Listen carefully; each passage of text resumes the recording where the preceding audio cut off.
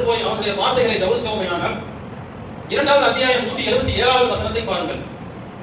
உங்கள் முகங்களை கிழக்கு நோக்கியோ மேற்கு நோக்கியோ திருப்புவது நன்மை அல்ல.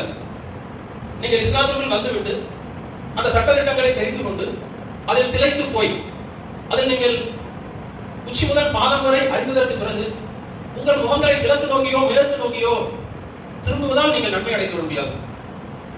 நீங்கள் எத்தனை மார்க்க அறிவு பெற்றிருக்கிறீர்களோ அதற்கு தகுந்த உங்களுடைய செயல்பாடுகள் இருக்க வேண்டும் என்று வசனம் சொல்றது.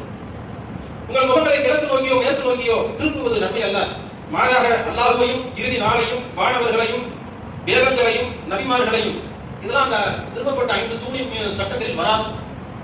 அதற்கு அடுத்தபடியாக நீங்க இவைகளெல்லாம் நம்பிக்கை கொண்டதற்கு பிறகு அந்த நம்பிக்கை கொண்டதால் உங்கள் மீது உங்களுடைய செயல்பாட்டில் ஒரு விளைவு வர வேண்டும்.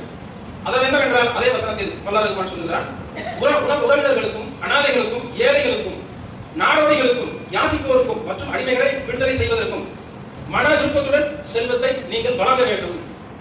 நீங்க இவர்களுக்கெல்லாம் உதவி செய்வதில் மன விருப்பம் இருக்க வேண்டும் என்று அல்லாஹ் ரஹ்மான் நமக்கு சொல்லி காட்டுகின்றார்.